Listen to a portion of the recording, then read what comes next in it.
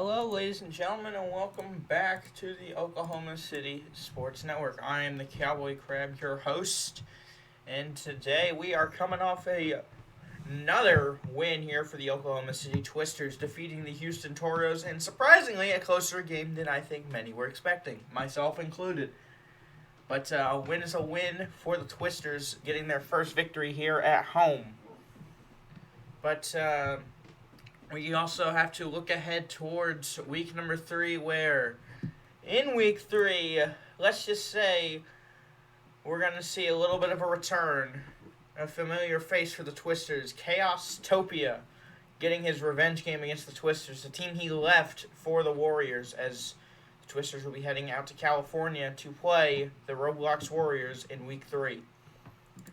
But now, getting into last week, let's start with this. We'll start with the statistics for how we did.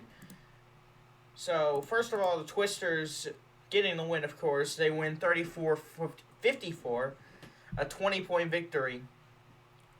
The Toros definitely looked better, to say the least, last week. And to be honest, it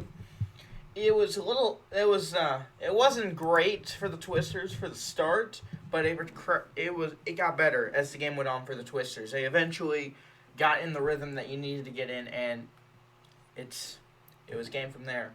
But so let's get into the statistic-wise.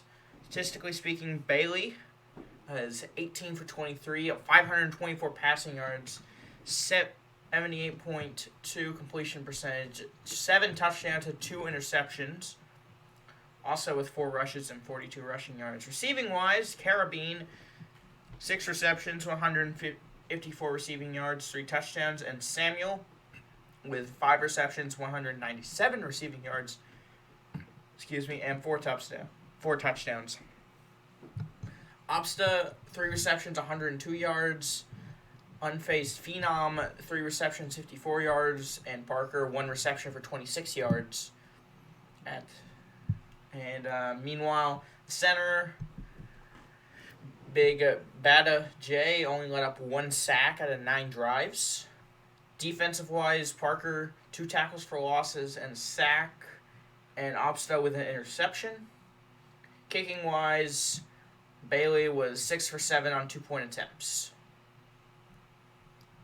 So, overall, it was, once again, a very solid game offensive-wise. Defensive-wise, nothing that jumps out of you, but it was effective, to say the least. Meanwhile, over on the Toros side, give an idea of what the defense did let up against the offense. Vonsta was 22 for 45, 512 passing yards, 48.8 completion percentage, 4 touchdowns and an interception. So not going to get above 50 on the passing completion percentage. But 4 touchdowns, still a lot though, and had less interceptions than Bailey. Hedges also, he's listed for passing. He has a drive-in, but does not have any statistics listed. That might be why, because he's listed in rushing. Hedges, 1 rush, 1 rushing yard, and a touchdown. Receiving-wise, Undu's 4 receptions, 33 receiving yards. Sean, 5 receptions, 136 receiving yards, and 3 touchdowns. Hedges, 2 receptions, 36 receiving yards. Ock9, 9 receptions, 204 receiving yards, and a single touchdown. Interesting for that amount of yards he got. Clutch Hill, 3 receptions, 45 yards. Venquill, 1 reception, 49 yards. And Tavy, I think that's how you say that, 1 reception for 9 yards. At the center, Trips, out of 3 drives, he let up a sack, and Skyline Tomey let up 2 tackle for losses on 7 drives. Defensive-wise, Ock9 and Sean both got an interception, and Gun Devil got a sack. Kicking-wise, Vonsta, 2 for 4 on 1-point attempts, 1 for 1 on 2-point attempts. And Interfi got the out-of-bounds kickoff, leading to a safety. So, out of all of that, it was, to say the least, it was still a very good game for the Twisters, but I mean, there could have been more. that's kind of the theme I'm noticing so far here. If I'm going to give honest opinion, it's great work, but you kind of you want a little more, especially against a team that got their heads caved in last week, 47-6. But looking ahead towards week 3, the Warriors got a 69-41 win over the Rattlers.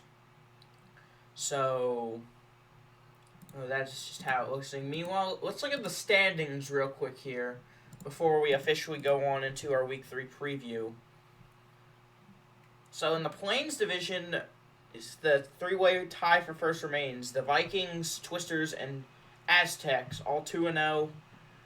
And they're all tied for first right now based off record. Once you get into the more statistics, the Twisters sit at second place. However, their opponent, the Roblox Warriors, sit in third place in their division, 1-1. They sit behind the Rams and Raiders, but are ahead of the Sunbirds, who they are tied with in record, and the Spartans, who are 0-2. If the playoffs were to start today, they would get the 6th seed, just missing out on a play-in series. Or at least that's what it looks like. They'd just be missing out. And yeah, so they'd have the 6th seed currently. But the Warriors would also get the 10 seed. So here's the thing. The Warriors are definitely a team that you need to look out for. I mean, last week okay, so here's the thing. They lost to the Raiders 68-25. This week, they won 69-41. So, a 1-1 team, they're going to be at home. That could potentially play a factor for the Twisters. So, I'm going to say it is definitely possible for the Twisters to suffer their first loss this season. As the Warriors, they're coming off a decently larger margin win potentially. Let me check my math on that. Because from looks, that seems to be the case, but let me make sure I'm actually correct.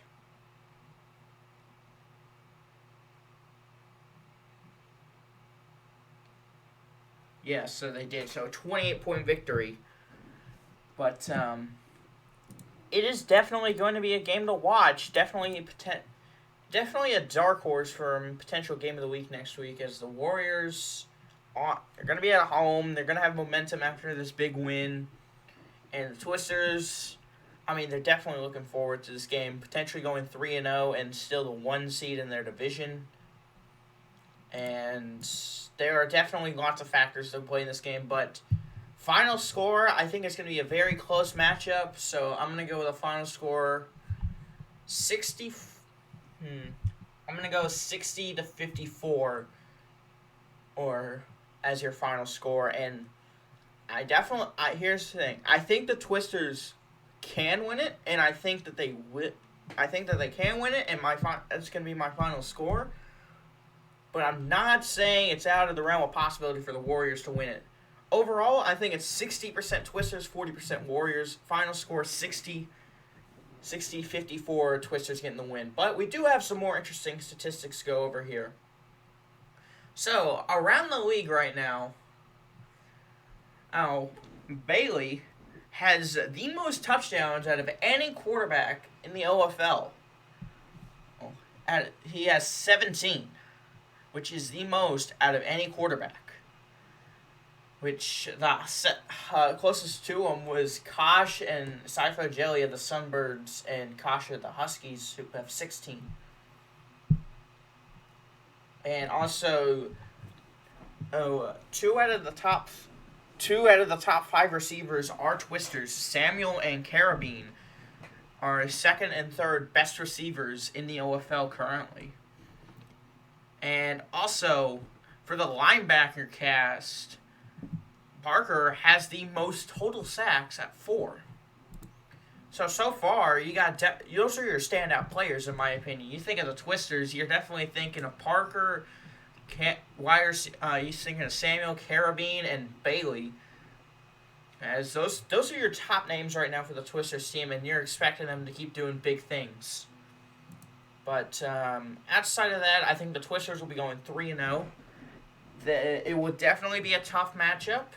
They could definitely lose it if they make mistakes, but I think they can get the win.